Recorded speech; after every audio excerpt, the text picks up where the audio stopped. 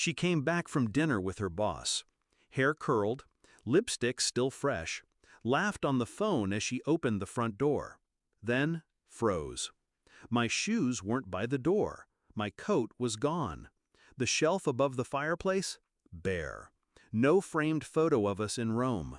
No ceramic bowl I bought in Venice. No note. Just space. Silence. And her own reflection staring back from the TV screen. Black. Off. Empty. She called my name, twice. The third time her voice cracked. But I wasn't there. Because I knew. I didn't scream. Didn't accuse. When I found the hotel receipt in her coat pocket 3 weeks earlier, I just folded it back in, hung the coat up, and smiled through dinner. 5 stars, private terrace, champagne billed to the room. Her quarterly strategy dinner, the one that ran 3 hours longer than usual. I washed the dishes that night while she scrolled her phone. And in that silence between her laughter and her lies, something in me shifted. Not heartbreak, something colder. Purpose. We met at a bookstore. Cliché, sure. She was in the philosophy section. I was killing time. She dropped a copy of The Stranger, and I picked it up. She said I seemed like the kind of guy who thought too much. I told her she seemed like the kind of girl who disappeared when it got hard. She laughed, told me I was arrogant. I should have listened to that laugh more carefully. For a while, we were magic. Late nights, empty wallets, big dreams. We built a life on hope and homemade pasta. But then, I stabilized. Career, clients, home. She got bored, started dressing for someone else, started locking her phone, started saying my name like it tasted bland. I noticed. The changed passwords, the sudden interest in late-night yoga, the new perfume that lingered after she said she'd be working late. But I didn't react. I studied. I backed up everything. Our photos, her texts, receipts, even the AirTag I slipped into her car keys. I needed proof. Not for her, for me. Once I had it, the calls, the calendar entries, the photo of them walking out of a hotel together, I didn't get angry. I got ready.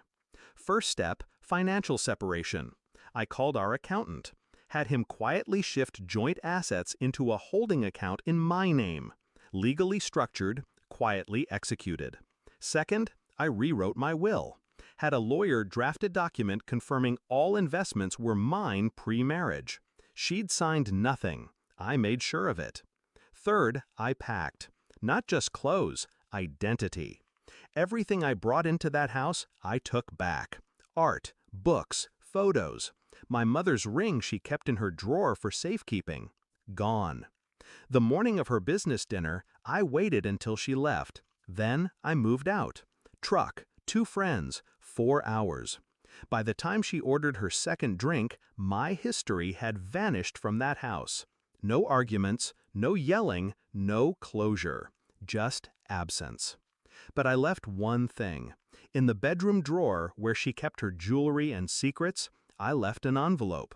Inside, a copy of the hotel receipt, a printed photo of her and him, and a handwritten note. You were always free to leave, but you weren't free to lie. I prefer truth. She texted me at 11:42 p.m. Where are you? What is this? Call me. Then at 12:10. Please, let's talk. Then 1:03. I didn't mean for it to get this far. I didn't reply. She never deserved my voice again. A week later, I heard she took time off work, told her friends I'd just left without warning. But people talk, especially the ones who knew us both. She couldn't control the narrative. They knew what she did, because I'd left the right breadcrumbs in the right hands. Discreetly, precisely, enough truth to ruin the lie she was planning. Her boss?